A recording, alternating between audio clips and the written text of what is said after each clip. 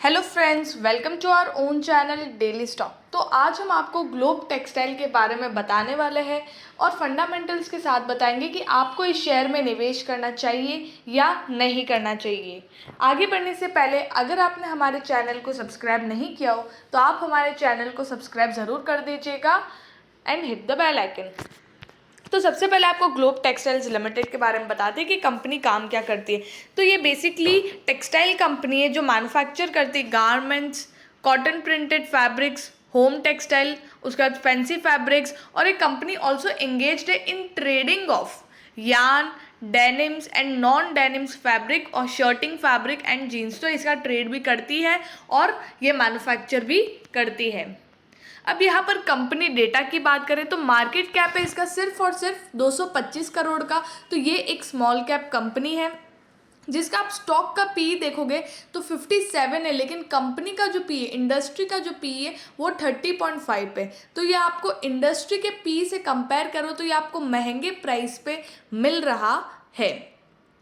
अब यहाँ पर अगर हम बुक वैल्यू देखें तो वो भी 8.79 है, लेकिन इसका जो करंट प्राइस है वो है 14.9। तो ये आपको प्राइस टू बुक वैल्यू के रेशियो में भी आपको ज़्यादा प्राइस पे मिल रहा है। वो है प्राइस टू बुक वैल्यू का रेशियो यहाँ पर दिया हुआ है 1.69 टाइम्स पे आपको ये शेयर मिल रहा है। और अगर आप डेट देखोगे तो इस कंपनी के पास 83.2 करोड़ का डेट अभी ऑन डेट है अभी कंपनी के पास। अब यहाँ पर बात करते हैं फाइनेंशियल ट्रेंड। तो यहाँ पर 4 साल का जो रेवेन्यू और प्रॉफिट यहाँ पर जो दिया हुआ है, तो जैसे कि 2018 में कंपनी का जो रेवेन्यू था वो 245 करोड़ का था। देन 2019 में 258 करोड़ का था, 2020 में 267 करोड़ का था और 2021 में 263 करोड़ का था। ऐसे अगर आप देखोगे तो कंपनी का रेवेन्यू धीरे धीरे बढ़ रहा है, लेकिन कंपनी के प्रॉफिट्स अगर आप देखोगे तो 3 करोड़ 29 लाख, 3 करोड़ 75 लाख, देन 3 करोड़ 10 लाख और 23 लाख। तो यहाँ पर हर साल कंपनी का जो प्रॉफिट है उसमें इंक्रीमेंट नहीं आ रही, मतलब जैसे थोड़ी सी आ गई पर उसके बाद ये डिक्रीज हो रहा है। क्यों? क्योंकि कंपनी के जो एक्सपेंस है और सबसे ज़्यादा जो रॉ मटेरियल में जो खर्चा बढ़ रहा है उसकी वजह से यहाँ पर कंपनी का जो प्रॉफिट है वो नीचे आ रहा है।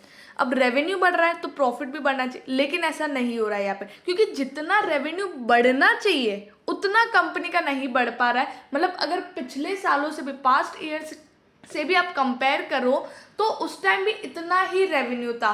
तो अगर उससे ज़्यादा कंपनी रेवेन्यू यहाँ पर कर नहीं पा रही है तो ये एक कंपनी के लिए नेगेटिव पॉइंट है। और साथ ही में एक्सपेंस, मतलब रॉ मटेरियल, टेक्सटाइल में आप सबको पता ही होगा कि रॉ मटेरियल का जो खर्चा है वो कितना ज़्यादा बढ़ चुका है।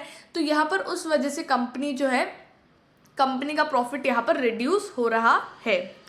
अब यहाँ पर शेयर होल्डिंग पैटर्न की बात करें तो प्रमोटर के पास यहाँ पे 73.37% का स्टेक है और पब्लिक के पास है 26.64% का स्टेक। तो ये कंपनी की ओवरऑल शेयर होल्डिंग पैटर्न है, जहाँ पे domestic investors, foreign investors, mutual fund investors, यहाँ पर कोई भी इन्वेस्टेड नहीं है इस कंपनी में। सिर्फ 2 ही इन्वेस्टर है, प्रमोटर एंड रिटेल इन्वेस्टर्स।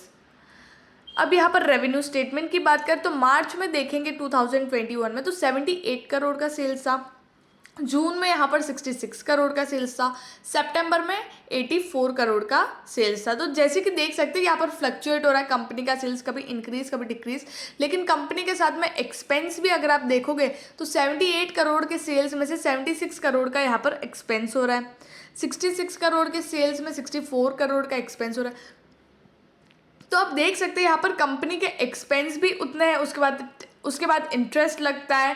तो इन सब की वजह से यहाँ पर जो नेट प्रॉफिट है वो यहाँ पर ज़ीरो है, नो लॉस नो प्रॉफिट। तो कंपनी का यहाँ पर जो रेवेन्यू स्टेटमेंट है, कंपनी रेवेन्यू तो कर रही है लेकिन प्रॉफिट यहाँ पर नहीं हो पा रहा है ड्यू टू एक्सपेंडिचर।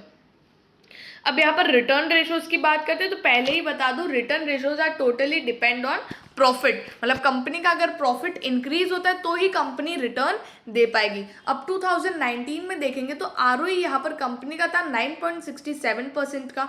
2020 में यहाँ पर कंपनी का जो प्रॉफिट और भी इंक्रीज हुआ तो 10.31% का आरओई दिया। 2021 में यहाँ पर कंपनी का प्रॉफिट आधे से भी बहुत ज़्यादा कम हो गया, मतलब बहुत कम हो गया यहाँ पर कंपनी का प्रॉफिट। तो कंपनी का आरओई हो गया 0.58%। अब रिटर्न ऑन इक्विटी होता क्या है? जो शेयर होल्डर्स होते हैं, जो कंपनी पर पैसा लगाते हैं, उन पैसों से कंपनी कैसा काम कर रही है और रिटर्न दे रही है। कंपनी काम तो कर रही है लेकिन प्रॉफिट कंपनी को हो नहीं रहा है, तो यहाँ पर उस वजह से जो रिटर्न ऑन आरओई है, जो रिटर्न ऑन इक्विटी है, वो यहाँ पर डिक्रीज हो रहा है। और अगर इसी तरह कंपनी का रेवेन्यू ज़्यादा नहीं बढ़ पाया और कंपनी फिर धीरे धीरे लॉस में भी आ जाएगी, मतलब हो सकता है नेक्स्ट ईयर शायद कंपनी लॉस में भी हो अगर कंपनी का रेवेन्यू नहीं बढ़ा तो। अब आरओसी की बात करें तो वो भी 25.15% से 26.49% हुआ और अब यहाँ पर 16.36% हो गया है मार्च 2021। तो यहाँ पर कैपिटल को कितना एफिशिएंटली यूज़ किया जा रहा है वो यहाँ से पता चल जाएगा, जो नहीं हो पा रहा है हाल फिलहाल। और रिटर्न ऑन एसेट्स की बात करें कि एसेट्स पे कितना रिटर्न मिल रहा है, तो वो भी 2.69% से 0.11% हो गया है। तो रिटर्न रेशियोज यहाँ पर डिक्रीज हो रहे हैं क्योंकि कंपनी का प्रॉफिट डिक्रीज हो रहा है। लेवरेज रेशियो की बात करें तो 1.31 से 1.66 हो गया, तो कंपनी का हर साल डेट बढ़ रहा है। और हाल फिलहाल जैसे कि मैंने स्टार्ट में आपको बता दिया, अभी कंपनी के पास 82 करोड़ का डेट है, तो डेट कंपनी का बढ़ रहा है, तो ये भी एक अच्छी बात नहीं है। और इंटरेस्ट कवरेज रेशियो की बात करेंगे तो वो 1.98 से और वो हो गया 1.22, मतलब इंटरेस्ट पे करने की कैपेबिलिटी भी कंपनी की यहाँ पर डिक्रीज हो रही है। तो लेवरेज रेशियो भी यहाँ पर कंपनी का इतना अच्छा नहीं है। एट लास्ट बात करते हैं मार्केट प्राइस की, तो 5 ईयर हाई है 60.25, लेकिन करंटली 14.90 पे फ्राइडे को इसका लास्ट ट्रेडेड प्राइस था। 0.67% डाउन था, 0.10 रुपीज़ डाउन था। तो जैसे कि आप देख सकते हैं कि 2020 में जो इसका फॉल आया है 45 रुपीज़ से, जो गिरा है डायरेक्ट 15 या 11 रुपये पे आया है और उसके बाद से वहीं पे कंसोलिडेट करा है, मतलब वहीं पे फ्लक्चुएट कर रहा है, क्योंकि कंपनी में इतनी ग्रोथ भी नहीं दिखाई दे रही है और लोग भी इसमें ज़्यादा इंटरेस्ट नहीं बता रहे हैं।